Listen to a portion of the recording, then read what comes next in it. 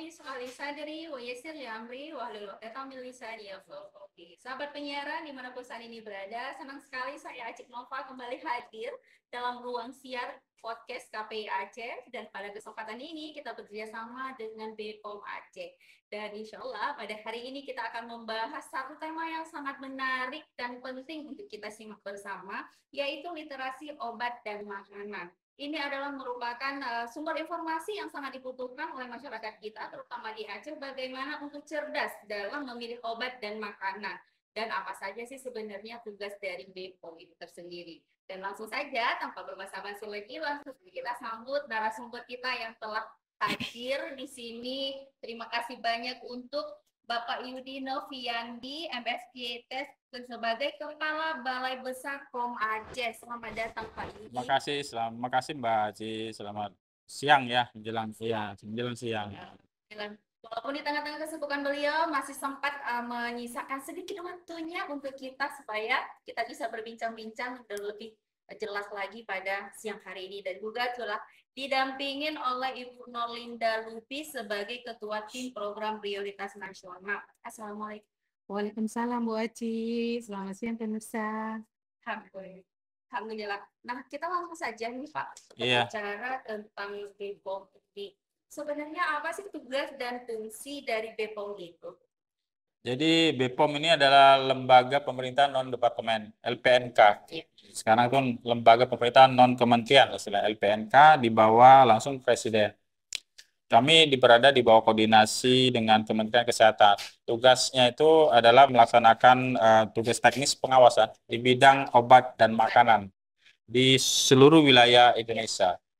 Mencakup proses sebelum produk obat dan makanan diproduksi, kemudian proses perizinannya, hingga di jalur distribusi, dan terakhir sampai dengan digunakan oleh masyarakat.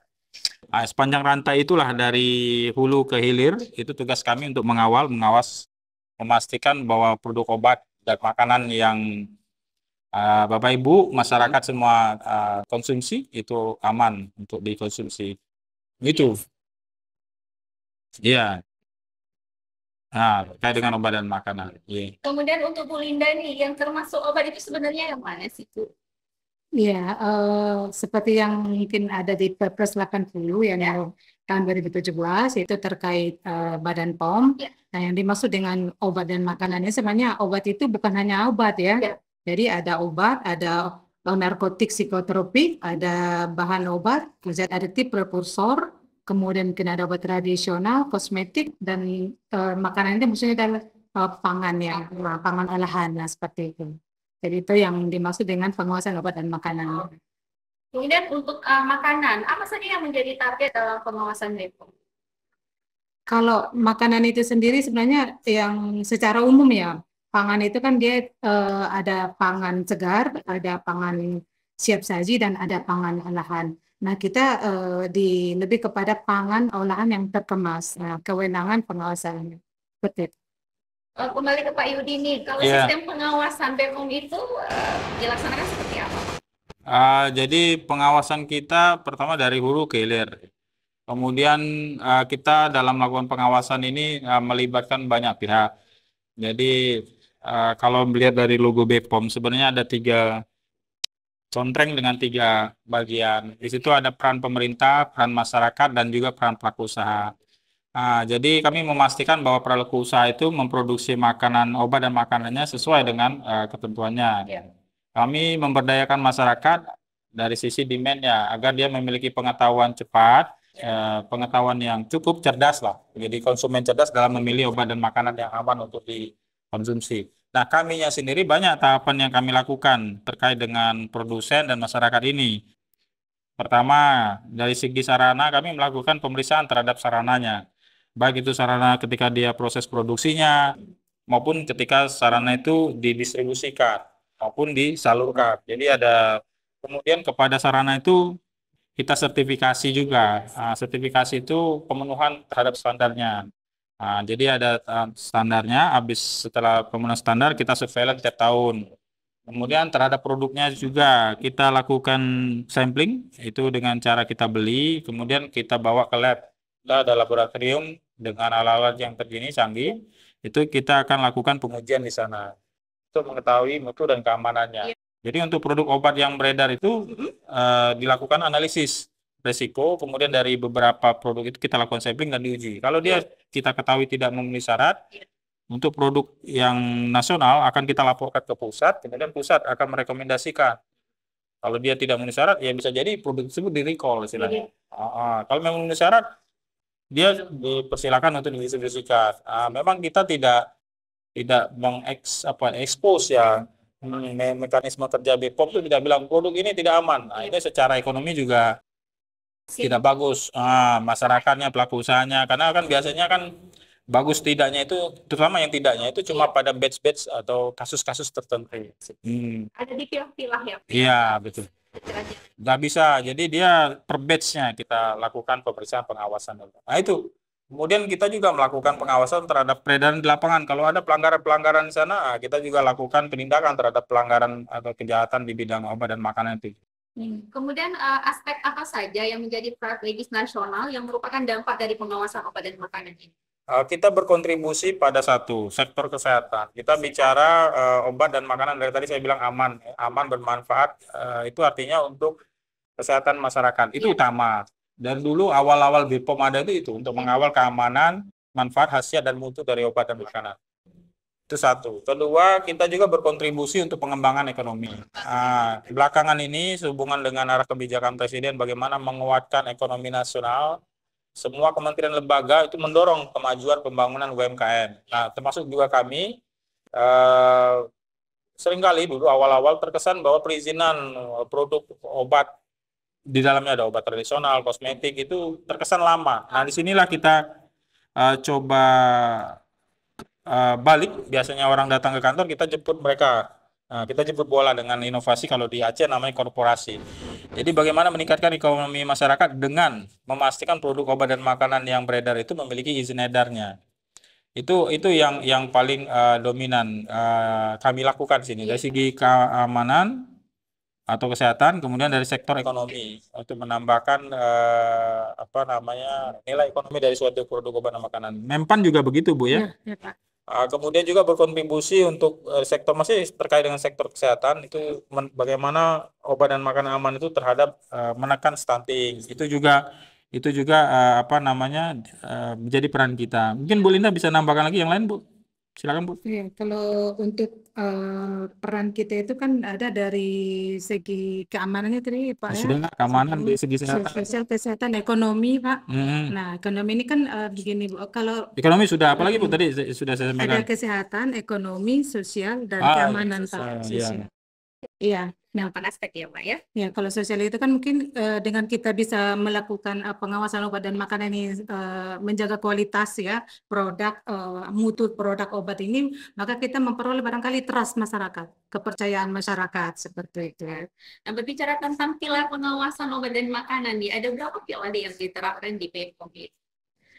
Ya, kalau terkait pilar pengawasan itu ada 3 ya Mbak ya. Jadi yang pertama barangkali lebih kepada pelaku usaha. Nah, pelaku usaha di sini dia wajib menjamin ya keamanan produk yang dia produksi. Nah, kemudian pilar yang kedua adalah pemerintah. Ya. Nah, pemerintah, pelaku usaha menjamin, nah pemerintah di sini memastikan bahwa memang terjamin nih kualitas dan mutu produk obat dan makanan. Dan yang pilar ketiga itu adalah masyarakat. Nah, masyarakat ini berhak memperoleh ya tentunya produk obat dan makanan yang berkualitas seperti itu. Jadi ada 3 pilar terkait. Nah, kemudian Bapak untuk membangun perekonomian nasional nih, apa peran BPOM dalam hal ini?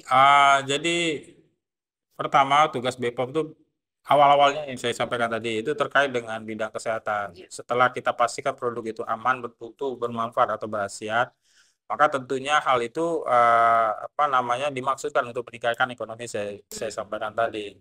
Nah, salah satu peran dari BPOM itu adalah untuk bagaimana pelaku usaha itu bisa survive di era belakangan ini yang persaingan itu antar negara kan sudah barrier sudah makin tipis. Salah satu bentuknya adalah dengan pendampingan untuk memastikan mereka tuh bisa settle, bisa mandiri secara entitas menjadi pelaku usaha yang bisa berkompetisi melalui produk yang aman, bermutu, berhasiat dan aman tadi ya, di level nasional. Nah, standar mutu keamanan itu ada standarnya dan ini berlaku internasional. Istilahnya GMP ya, baik itu berupa ketika produksi maupun di distribusinya. Nah, ketika produk itu aman dan bermutu, dia juga bisa beredar tidak cuma di Indonesia, bisa juga dikirim ke luar negeri. Jadi peran kita paling kuat terkait dengan pengembangan ekonomi masyarakat itu adalah menciptakan bagaimana pelaku usaha itu bisa mandiri ya, bisa settle dengan produknya dan berkembang dan bisa meningkatkan ekonomi nasional Indonesia terutama. Itu peran yang nyata dari BPOM belakang ini yang kita intensifkan. Saya berarti sangat mendukung UMKM ya Pak ya. Ya. Kemudian memajukan kemudian penguasaan obat dan juga tentunya pemberdayaan masyarakat. Iya. Nah, kembali ke Ibu Linda, kenapa BPOM tidak melakukan pemeriksaan terhadap ikan yang ditangkap oleh nelayan? Iya, memang pada prinsipnya kalau ikan itu kan pangan segar ya Pak ya. Jadi ya pangan segar memang bukan di BPOM gitu. Jadi tapi dia kalau ikan ini masuk ke Dinas Kelautan dan Perikanan. Nah, kalau kita lebih kepada pangan olahan tak kemasan. Seperti itu ya Pak ya. Iya, lebih kurang begitu. Tapi lebih tepatnya kalau kita kaitkan dengan ekonomi nasional, tadi terkait juga dengan UMKM, itu banyak kementerian lembaga memang diarahkan Presiden untuk semua membantu ekonomi kerakyatan itu bangkit. Ya, seperti bagaimana Indonesia itu bisa survive dari krisis ekonomi 98 kan karena usaha industri rumah tangga. Nah, ini rumah tangga ini kita harus dorong untuk bisa survive. Nah, beberapa produknya memang berasal dari hewan ya, maupun tumbuhan. Nah, untuk yang ini cukup banyak karena kita bicara UMKM cukup banyak kementerian lembaga yang berwenang untuk melakukan pengawalan-pengawalan. Saya kira untuk ikan segar tadi itu juga sudah dilakukan, tapi memang bukan oleh kita, oleh dinas terkait dalam hal ini mungkin dinas perikanan ya, yang melakukan pengawalan, memastikan mutu ikan yang beredar itu ikan segar ini ya, memang secara alami ya. Dan kalau untuk BPOM kita lihat dari hulunya, dari hilirnya lagi. Produk olahan apa yang bersumber dari ikan? Misalnya nugget kah, misalnya apa olahan ikan lainnya? Ya, otak-otak, bakso ikan, pempek. Nah, ketika produk itu dibuat, kemudian dibekukan, kemudian dijual, baru itu ke ranahnya BPOM. Nah, salah satu keamanan tadi terhadap produk pangan yang sudah dibuat itu yang kita uji. Misalnya dia buat siomay, beku tapi ya, frozen food. Kalau fresh kan nggak perlu izin. Disajikan depan konsumen nggak perlu izin. Tapi kalau dia di frozen, kemudian di label, kemudian dijual online, dijual di supermarket, maka dia harus berizin BPOM. Ya, izin BPOM karena kategorinya karena frozen food sudah naik kan ke medium base. Nah, dengan demikian perlu izin BPOM. Nah, salah satu indikator produknya aman adalah pengujiannya. Apakah produk itu menggunakan enggak kontaminan atau terkandung enggak di dalam zat-zat berbahaya. Diuji begitu salah satu dan disitulah produk kita lihat. Jadi di situ peran BPOM. Ketika produk olahan itu sudah dibuat. Jadi kalau ikan segar Dinas Perikanan, kemudian diolah baru ke BPOM. Sebenarnya BPOM juga memiliki peran yang sangat penting. Iya, sama. Enggak semua orang menggunakan produknya ikan yang segar, olahannya dengan segala jenis, itu yang lebih banyak sebenarnya di BPOM. Karena kalau ikan segar kan namanya ikan segar kan 1 hari nggak dimakan kan langsung dibuang busuk. Nah, tapi kalau frozen food kan bisa 1 bulan, 2 bulan. Nah, di situ resiko cemarannya kalau tidak dikelola dengan baik malah lebih tinggi kan. Nah, di situ kita berperannya di hilirnya, di produk olahan ikan istilahnya. Dari tadi kan kita udah berbicara bahwa BPOM ini sangat mendukung dari pelaku usaha. Kemudian Bapak kan realita yang terjadi ketika ada saja oknum dari pelaku usaha ini yang melanggar. Nah, apa yang BPOM lakukan kepada pelaku usaha? Ini? Ya, pertama kita sortir dulu. Pelaku usaha ini ada karena ketidaktahuan, ada karena kesengajaan. Beberapa kami dapatkan. Nah, ini terima kasih atas kesempatan ini diberikan literasi ya kepada masyarakat terkait obat dan makanan. Faktanya memang walaupun sering kita melakukan komunikasi informasi kepada masyarakat, masih ada juga masyarakat yang belum tahu tata cara peredaran bahwa produk kosmetik misalnya harus ada izin edarnya, bahwa produk makanan sebagian harus ada izin edarnya itu masih belum tahu. Nah, tugas kami itu untuk salah satu hari ini ya kita harapkan masyarakat juga mendengar dan bisa memanfaatkannya bahwa ternyata produk ini harus memiliki izin edar. Nah, ketika dia karena ketidaktahuan itu yang kita lakukan adalah bentuknya pembinaan. Dari BPOM Aceh punya tim dalam rangka sertifikasi produk. Kalau dia produsen, biasanya tim sertifikasi akan turun melakukan pendampingan. Bu, Bapak Ibu sekalian, bahwa misalnya ini kita bicara kosmetik. Untuk memproduksi kosmetik, produksi itu enggak Pak, saya cuma repacking. Nah, repacking, kita definisikan kembali ya. Repacking itu bagian dari produksi. Nah, nanti tim kita akan menjelaskan, ternyata itu butuh izin edar. Nah, ketika dia tidak memiliki izin edar, kemudian mendistribusikannya atau menjualnya, nah itu melanggar ketentuan. Itu bentuk pembinaan, sehingga kita arahkan untuk daftarkan produknya. Namun demikian, ada juga nih pelaku usaha yang dengan sengaja, kosmetik juga misalnya, ternyata mengambil untung manfaat atas kosmetik yang setelah terbukti ya Bu ya, mengandung bahan berbahaya seperti merkuri. Karena adanya permintaan yang tinggi sehingga dia menyediakan ya kosmetik ilegal yang dijual lebih murah dan masyarakat menggunakannya. Nah, itu korban. Nah, pada mereka itu dikenakan sanksi pidana kalau yang sengaja menggunakan bahan berbahaya, menjual produk kosmetik ilegal ataupun yang menggunakan bahan berbahaya dalam kosmetik. Itu banyak kasusnya. Nanti mungkin ada sesi khusus terkait dengan tindak pidana di bidang obat dan makanan. Belakangan ini apa sih? Mungkin itu bisa ditanyakan nanti. Belakangan ini yang marak di Aceh adalah penjualan atau pendistribusian kosmetik ilegal dan mengandung bahan berbahaya secara online. Nanti ada juga sesi ya, sesi terkait dengan daring. Tantangan di era 4.0 ini sangat marak sekali penjualan kosmetik secara online. Baik, untuk Bu Linda, literasi yang seperti apa yang telah sering dilakukan atau yang paling berdampak BPOM dalam hal meliterasi obat dan makanan kepada masyarakat? Apakah langsung buat sosialisasi atau seperti itu selama ini? Selama ini sih kita sebenarnya sudah banyak melakukan kegiatan-kegiatan terkait literasi obat dan makanan ini yang memang salah satu yang penting itu yang sekarang juga kita kembang itu terkait melalui media sosial. Ya, karena jangkauannya kan dia lebih jauh ya, lebih luas gitu ya. Nah, kalau kita melakukan literasi secara langsung barangkali jumlah pesertanya mungkin terbatas, kemudian kita juga butuh biaya juga terbatas. Tapi kalau melalui online ini, maka jangkauannya akan semakin lebih luas seperti itu. Bahkan mungkin di pelosok-pelosok desa pun bisa, asalkan ada orang mungkin jaringan internet, bisa untuk mengakses informasi terkait obat dan makanan seperti itu. Dan ini juga kita kembangkan melalui inovasi-inovasi juga ya Pak ya. Iya. Ini salah satu yang sekarang ya Pak. Iya, ini literasi salah satu bentuknya yang kita lakukan sekarang ini sebagai tindak lanjut kerjasama ya BPOM Aceh dengan KPI Aceh. Bagaimana bisa mengedukasi masyarakat agar lebih paham terkait dengan obat dan makanan. Terima kasih nih KPI Aceh ya. Tapi ada loh mekanisme lain. Kita juga untuk menyasar di daerah pedalaman yang tadi Bu Linda mungkin sampai kan tadi ya sebagian mungkin bisa ada media online, tapi sebagian tetap masyarakat tuh konvensional, artinya daerahnya belum terjamah dengan internet. Nah, kepada mereka kami juga lakukan kerjasama dengan BPS, Badan Pusat Statistik ya Provinsi, dan beserta cabang di seluruh kabupaten kota dengan petugas lapangan. Kita MOU-kan juga untuk bisa memasukkan paket edukasi literasi obat dan makanan ke dalam petugas. Ketika dia melakukan sensus atau survei ke rumah tangga, kita titipkan informasi maupun ilmu terkait obat dan makanan berupa leaflet. Nah, itu harapan kita bisa menjangkau ke pelosok negeri yang ada di Aceh ini karena keterbatasan kemampuan kita tadi Bu ya. Nah, itu caranya. Jadi online kita push, dorong terus untuk literasi secara konvensional tuh kita perluas sampai ke desa-desa yang daerah-daerah ujung gitu ya, melalui kerjasama dengan BPS dengan melibatkan petugas lapangan PPL.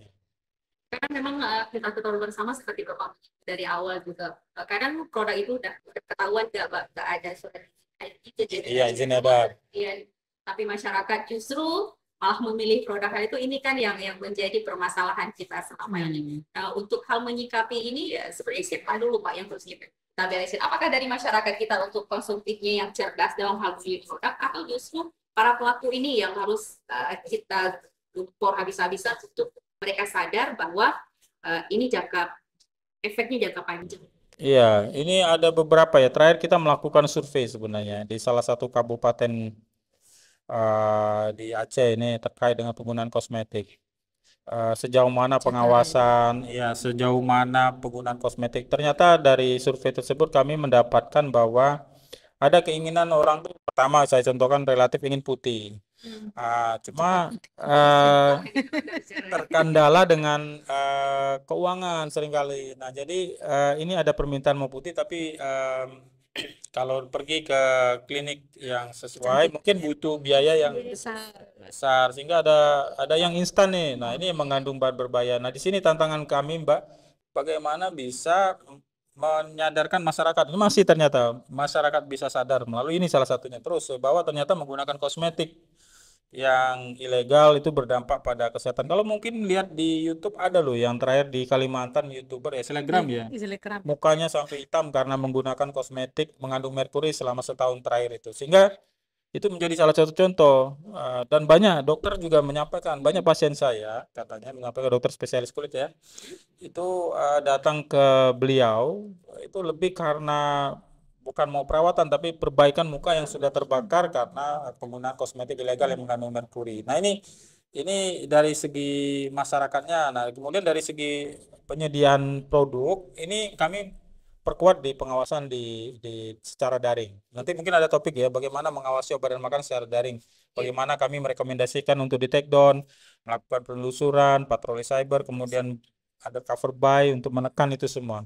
Memang ini tantangan semua ya, iya yang kita hadapi sekarang, dan saya kira ke depan masih ada ini ya. Lebih berat lagi di era penjualan secara online ini. Karena memang sekarang sudah bergeser ya zamannya. Kalau dulu kita pergi ke offline store, Iya. dan sekarang Klik-klik saja. barangnya sampai Kirim itu. jumlah melihat iklan, kemudian rating, dan kadang-kadang itu belum tentu produknya ada. Iya, betul. Jadi kalau pesan kami kalau membeli ya produk secara online, konfirmasi dulu kepada penjual ataupun dilihat dari sana. Kalau memang ada izinnya, baik izin BPOM lah katakanlah ya, ya itu yang dibeli. Ketika dia ditanya tidak bisa menjawab, saya kira tidak usah membeli produsen. Ada beberapa yang memang declare belum BPOM atau sedang proses atau tidak ada BPOM, itu nggak usah dibeli. Yang jelas perizinan di BPOM itu tidak sulit sebenarnya. Jadi sedang berproses itu sebenarnya bukan Menjadi alibi loh Pak. Selalu dibilang sedang proses. Padahal prosesnya itu cepat, nggak seperti tahun-tahunan, nggak gitu kok sebenarnya. Cuma memang karena produknya yang nggak memenuhi syarat, ya mau berapapun kan nggak bisa lolos ya, terkendala. Memang karena barangnya itu memang. Jadi BPOM nggak sulit izinnya itu. Jadi carilah yang ada izin BPOM-nya. yang ada Izin BPOM. ya. Mungkin sesi terakhir nih untuk Ya. ke depan bagaimana tentang platform. Ya, harapan saya sih ada beberapa hal ya. Pertama dari segi masyarakatnya dulu sebagai pengguna manfaat ya. Jadi mohon selalu cek klik ya Bu ya, istilahnya selalu Cek kemasan, cek label, izin edar dan kadaluarsa dari obat dan makanan yang dibeli. Pastikan dia pertama memiliki izin edar, labelnya sesuai, tidak expired, kemasan tidak penyok ya, ada izin BPOM ataupun izin PIRT-nya, dan itu insya Allah akan aman. Nah, kepada pelaku usaha juga kami harapkan, kepada produsen ya, untuk bisa menghasilkan produk yang aman selalu ya, tidak menggunakan bahan berbahaya. Itu pesan. Tapi mereka rata-rata patuh kalau produsen itu, karena dia begitu menggunakan produk yang yang tidak jelas, itu akan ada sanksinya dan secara bisnis juga merugikan. Nah, ini pelaku usaha yang distributor nih, yang menjual retail istilahnya reseller itu ya, itu pastikan produk yang Anda distribusikan, Anda jual itu juga adalah produk-produk yang sudah ada izinnya ya, sudah sesuai dengan ketentuan. Jangan gampang tergiur dengan margin yang besar tetapi menjual produk yang beresiko ataupun berisiko kesehatan maupun berpotensi ada unsur pidananya di dalam. Saya kira itu. Dan dari kami sendiri sih harapan BPOM itu ke depan bisa makin kuat ya, berkolaborasi dengan KPIA, dengan BPS, dengan mitra-mitra lainnya, karena sesungguhnya pengawasan obat dan makanan peredarannya sangat luas. Ya, mulai dari bangun tidur kita tidur lagi itu pasti menggunakan produk obat dan makanan. Nah, mari kita bersama-sama ya untuk bisa apa namanya selalu ceklik lah bolak-balik ya, selalu ceklik saya kemasan label. Insya Allah kita akan aman gitu bersama-sama dan edukasi literasi kepada masyarakat ini mau juga akan diperluas ya seluas-luasnya, tidak cuma dari kami, harapan Selegram, Sosialita, siapapun itu bisa edukasikan masyarakat bagaimana pentingnya ya produk obat dan makanan itu memiliki izin edar agar aman, bermutu dan juga bermanfaat untuk dipakai, digunakan, dikonsumsi oleh masyarakat. Saya kira itu dari saya. Kayaknya Silakan Bu Linda. ya, ya mantap. Ya, untuk sebagai tambahan aja ya Pak ya, sebagai closing meeting mungkin jangan lupa untuk follow medsosnya Balai POM, karena nanti disitulah kita dapat informasi-informasi yang up to date seperti itu. Ya, Instagram BPOM ya, Ya. BPOM Aceh. Nah, Ya, nanti bisa di ya sini di ya. bawah ya. Instagram BPOM Aceh, BBPOM Aceh Facebooknya, kemudian ada X, Twitter juga ada di situ, YouTube kita link. Ya, saya kira Bisa itu. nanti dilihat di sini ya Mbak Aceh. Baik, terima kasih banyak Pak Iya. Yudi dan Bu Linda atas informasi yang sangat penting untuk kita ketahui bersama masyarakat bahwa memang apapun produk yang di sana tetap obatnya ada di masyarakat, dan ketika masyarakat kita memiliki Ya cukup. Ya. dan tentunya yang kita tidak harapkan itu bisa kita Iya. minimalisir Iya. dengan kemampuan, dan menjadi tantangan kita bagaimana untuk meliterasi masyarakat ini jauh lebih luas. Betul. Di zaman digitalisasi sekarang sudah beralih modenya, sudah ke online semua, dan kalau memang mengharapkan dari BPOM saja tentu hal ini tidak akan Susah. efektif. Iya. Memang kita butuh support pemerintah Iya. di sini, dan Nah. terakhir adalah di masyarakatnya. Baik, terima kasih pemirsa semuanya atas partisipasi Anda semua, dan mudah-mudahan insya Allah kita akan bertemu lagi dalam next episode selanjutnya dan akan membahas tema-tema yang menarik dan tentunya penting untuk kita ketahui bersama. Mohon maaf atas segala kekurangan. Saya akhiri. Assalamualaikum. Waalaikumsalam warahmatullahi wabarakatuh. Terima kasih.